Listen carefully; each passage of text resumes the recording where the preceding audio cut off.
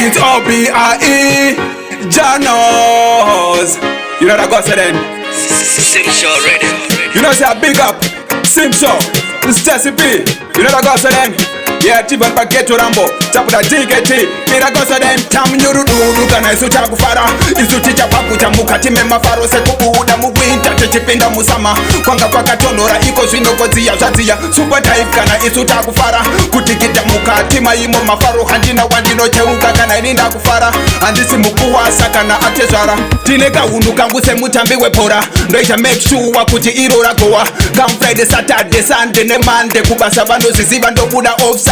Notobatika Tuesday, Wednesday, and Thursday. Friday, no way. It's time to play. Make sure we party. Hande, usasare. Chamunyurududu, kana isu chakufara. Isu chicha paku chamuka, time mafaro se kubuda muwinta, chechipinda musama. Kwanga kwa katonora, iko zwino kozia, shazia. Super type kana isu chakufara. Kutikita muka, tima imo mafaro, handina wandino cheuka, kana ininda kufara. Andisi mukuwa sakana atezara. Dodaka shwe kuti tetere fambe. Buda munerino, ndichipinda munerino potro bawa, my sister, kamukana.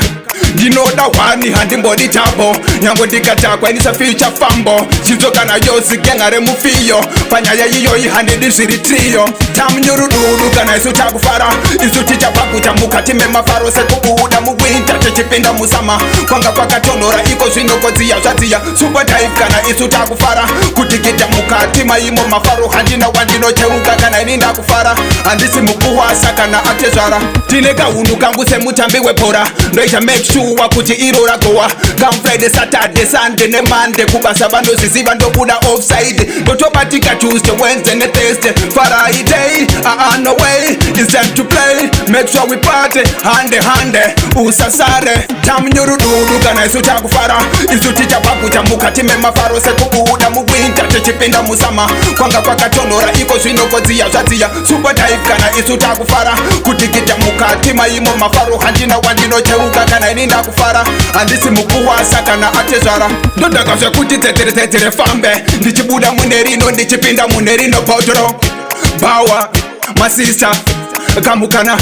Ndinoda wani handi mbodi tabo, nyango ndikata kwa inisa feature fambo. Chizoka na yosi gengare mufiyo, panyaya yiyo ihandi diziri trio. Chamunyurududu kana isu chakufara, isu chicha paku chamuka, time mafaro se kubuda muwinta, chechipinda musama. Kwanga kwa katonora, iko zwino kozia, shazia. Super type kana isu chakufara, kutikita muka, tima imo mafaro, handina wandino cheuka, kana ininda kufara.